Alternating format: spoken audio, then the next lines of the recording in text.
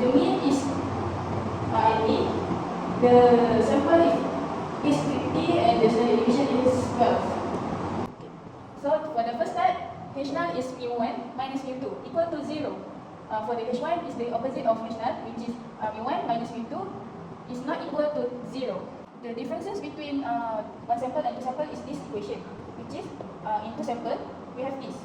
So we just put in the key, which is 85 minus 80 divided by square root of 10 square over 45 plus 12 square over 50 equal to 2.25. Step 3, we have to divide the alpha by 2 since it is two-tailed test. So we got 2.5% or 0.025%. So in the distribution table, we got plus minus 1.96. So I plot this graph. So we just key in again. So we got 2.25 earlier in critical region. For step 4, we can see that test value Z equal to 2.21 falls in critical region. So we have to reject H0 at the 5% significant level. For step 5, the productivity level in working at home is much higher than in the office. For question 2, we have detailed question. So before we start the equation, we need to find the main point, the 5 main point. The first one we need to find the mu, the number of sample, standard deviation, mean, and the last one is alpha, significant level. Okay, this question has 2 mu. So the first one is cognitive behavioral therapy, and the second one is medication. Okay, let's find out the 5 main point. The first one is for CBT. We have the sample is number of sample is 25 patient, and standard deviation is 5, and mean is 40, and the alpha is 0.01. For medication or window, we have 50 patient, standard deviation 6, and alpha is 0.01, and the mean is 42. Okay, for the step 1, we need to find out the H null or H alternative.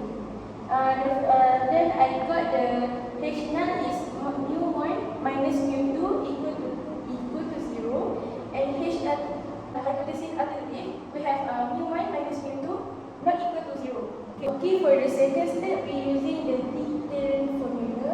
How we know that we using detailed formula because we look at the number of sample is below than the t. So we use the detailed formula. Okay, the formula is equal to mu1 minus mu2 divided by full standard deviation square root 1 over n1 plus 1 over n2. Okay, this is how we find full standard deviation.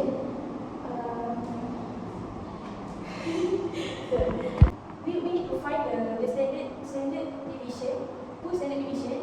How we find the full standard deviation is square root. We using the formula given square root n1 minus 1 multiply by standard deviation plus n2 minus 1 and multiply by standard deviation for the second mean and divided by n1 plus n2 minus 2. Then we put all the value inside the formula. Then this is we got our full standard deviation 5.39. Okay, let's move to step 3. Let's start with step 3. Okay, step 3 we are using t-test formula. And the t-test formula is given there, and we write the formula there and put the value inside. Okay, this is what I got, and this is the detail that I got. Okay. Then we have alpha. Alpha given there is 0.01, but we need to divide by 2 because this is two-tailed test. So we got 0.005. For the DF, I got plus minus 2.712. So let's move to the graph. This is the graph that I got. We have this is 0 for the center, and we have this is plus minus that we got here. Then this is the t-test that I got here using the t-test formula. Then we look at this. Negative 1.14 is not in critical region. So we move to the step 4. T-test value negative 1.14 is for in non-critical region, except hypothesis null at 0.01 significant level. Okay, the last step is H null is mu1 minus mu2 equal to 0. This is the final answer. So the question 3 is same with question 1 since it is Z test. So school want to compare the unit test. So as of student in 2 different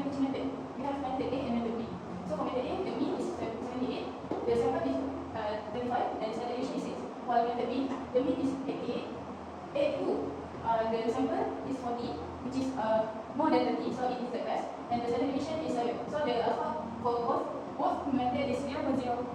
For the first step, it's the same from the earlier, which is H0 is mu1 minus mu2 equal to 0, meanwhile the H1 is opposite, mu1 minus mu2 is not equal to 0. For step 2, we write this equation and we put the input, which is 78 minus 82, divided by square root of 6 square over 25 plus 7 square over 40, which is minus 2.67. For the step 3, we have to divide by 2, since it is 2 deltas again, and we got 0.05. So the number in distribution level is plus minus 1.69. So this is the graph that I plot again. So the result here is fall in critical region. So for the step 4, the test value z equal to minus 2.67 fall in critical region. So we have to reject H0 at 5% skipping level. So step 5, H1 is mu1 minus mu2 is not equal to 0. So this is the schedule. So this is the original schedule, and then under the difference because we need to find the mean of the difference. So this is the mean. So we plus everything and divide the 10, which is the n, and we got the 3.7. And then so for the second equation, this is the formula, and then we just fill in all the equation that we got from the earlier that I say. So at the end, I got 4.05. So for the step 1, it's we use H1 and H0 and H30. So equation it doesn't have it doesn't give any mu. So we just assume that mu is 0. So this is how it becomes. So it's two test. So for the step 2 is we find the d. So we already find the d, which is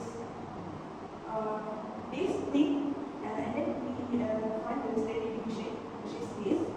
So we just sum it up to the equation, and we got 2.889. Okay. So for the step 3 is we found first we got the alpha, which is 0.05.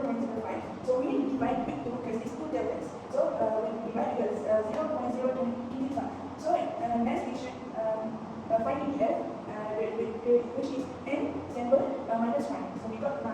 And then we got the d on the d distribution graph.